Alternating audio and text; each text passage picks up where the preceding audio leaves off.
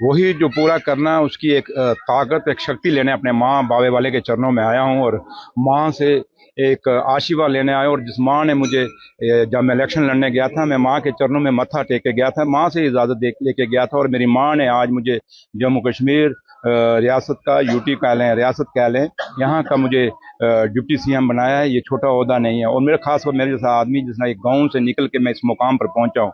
और मेरा एक मिसाल आम उन बच्चों के लिए, गांव के बच्चों के लिए हो जाएगा जो दूर दराज में रहते हैं, कि अगर मेहनत की जाए तो आप भी इस मुकाम पे पहुंच सकते हैं। कि इस चैनल के माध्यम से मैं अपने लीडर डॉक्टर फारूक अब्दुल्ला साहब और उमर अब्दुल्ला साहब का बहुत बहुत शुक्रिया अदा करता हूं कि उन्होंने इस मुकाम, ये मुद्दा मुझे दिया और इस जिम्मेदारी के काबिल मुझे समझा।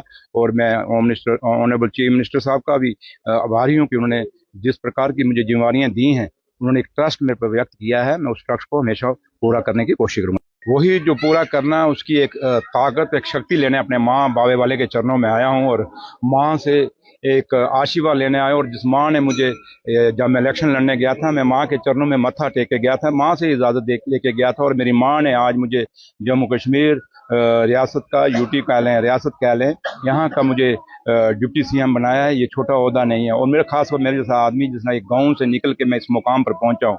और मेरा एक मिसाल आम उन बच्चों के लिए, गांव के बच्चों के लिए हो जाएगा जो दूर दराज में रहते हैं, कि अगर मेहनत की जाए तो आप भी इस मुकाम पे पहुंच सकते हैं।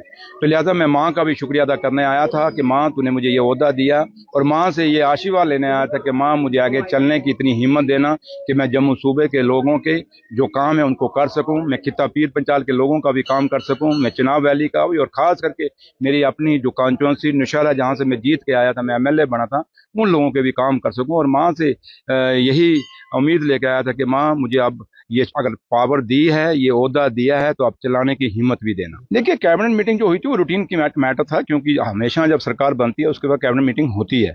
तो अब ये सरकार नई नहीं बनी थी। ऑनरेबल चीफ मिनिस्टर हमारे उमर साहब ने ये कैबिनेट मीटिंग ली थी। और उसमें ये तो नहीं कि स्पेशल इसी के लिए कैबिनेट मीटिंग थी, कैबिनेट मीटिंग तो और मुद्दों के लिए भी थी।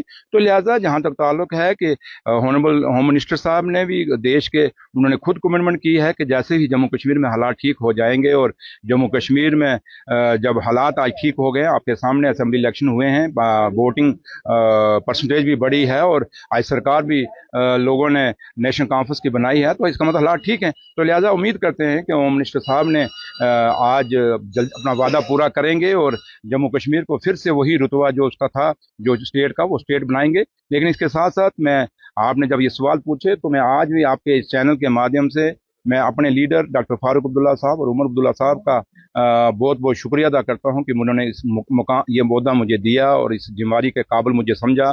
और मैं home minister, honourable chief minister साहब का भी आभारी हूं कि उन्होंने जिस प्रकार की मुझे जिम्मेदारियां दी हैं, उन्होंने एक ट्रस्ट मेरे पर व्यक्त किया है। मैं उस ट्रस्ट को हमेशा पूरा करने की कोशिश करूँगा।